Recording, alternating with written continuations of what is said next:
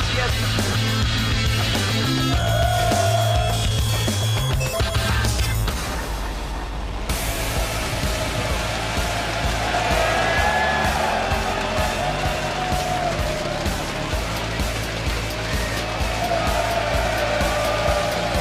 Hello and welcome everyone to week 3 of the European League of Legends Championship Series, coming to you live from our studio in Cologne, Germany. I'm Joe Miller and I'm joined today by Trevor Quickshot Henry. Thank you very much, Joe. And today we've got 8 more games for you this week. And if you're a fan of Fnatic, you're in luck because the unbeaten first place team will be featured in no less than 3 matches. Yeah, and 2 of those Fnatic matches are coming your way today. But first, let's break down some of the biggest stories coming out of last week. Starting off with Roccat taking down Gambit and tying for second place. Question is, can they do the same here again today against Fnatic? I think the possibility is there, and that's because Roccat have got a lot of diversity in their play, especially during picks and bans. But you do have to compare them to Meet Your Makers and Alternate from last year. 2 teams that started super strong, but they plateaued later in the splits and they couldn't keep that level up.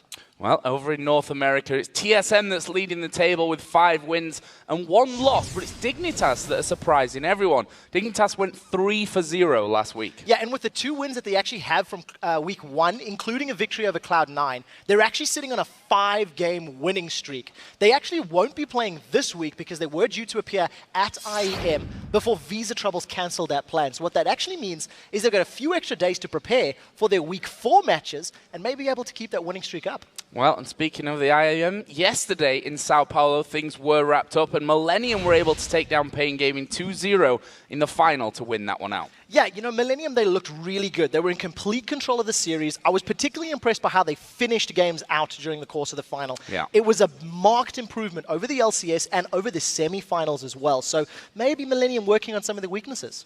We'll have to see when they come back over. But last week we also saw SK Telecom T1 dominate the OGN Winter Final. They destroyed Ozone 3 for 0 in front of what was a pretty massive audience. Yeah, the audience was really behind SKT. Since then, however, it has come to light that Pumandu is unfortunately ill and will be stepping back due to those health reasons. We're hoping he can return before the next champion season begins. But as a team, if they are looking for a substitute, SKT is going to have pick of the litter. Yeah, certainly. There's no question about that one. And it's time to pick things up, though, over here in Europe. So let's take a look at how the teams currently stand. Fnatic is still riding high and are yet to lose a game at 5 for 0. They are followed, though, by the surprise package of the first 2 weeks, Roccat, whose win over Gambit left them at 5-1 and apparently won them a lot of new fans here in the audience. In 3rd place, we have Gambit themselves, who have 4 wins and 2 losses to their name. And in 4th, it's the Copenhagen Wolves at 3 for 3. Down the bottom half of the table, we do have Alliance and SK tied at 2 wins and 4 losses.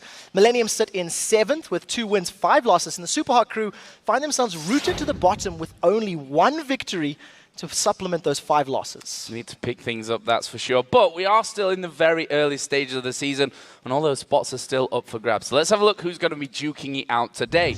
We're going to be kicking off with a big one here. It's Gambit taking on an Alliance team that picked up their first 2 wins just last week. And then we move into the hotly contested battle for first as the 5-1 Roccat take on the currently undefeated Fnatic. Game 3 of the day will be Super Hot crew looking to exact revenge on SK Gaming, and match number 4 then features the Copenhagen Wolves once again taking on the league leaders, Fnatic.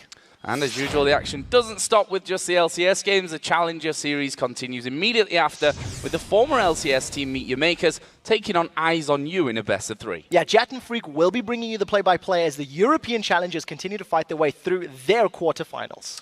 Now let's have a look at some of the players that we can expect to go big in this week's games and have massive impacts on them. My pick started off with Genja. He's currently the 3rd rated AD carry in terms of KDA.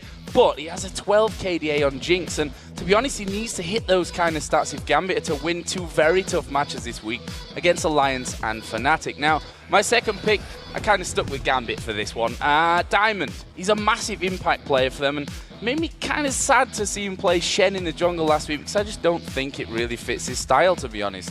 And I hope that we see him return to those more aggressive picks this week. Definitely. More Zed would work out. My pick starts with Vanda. He's one of the strongest supports in the LCS. He's got a 7 KD over 6 games, and his Thresh is a must ban. He's played it in 4 out of those 6 games. He's undefeated and actually has a 12 KD on that champion. Next one, Youngbuck. This time for slightly different reasons. It's the tanky top meta, and Youngbuck has not been able to dominate or control a lane that he's been in. At 14, 18, and 32, he needs to step up for the Copenhagen Wolves to break that 50% win ratio. And it wouldn't be a players to watch without highlighting Overpow.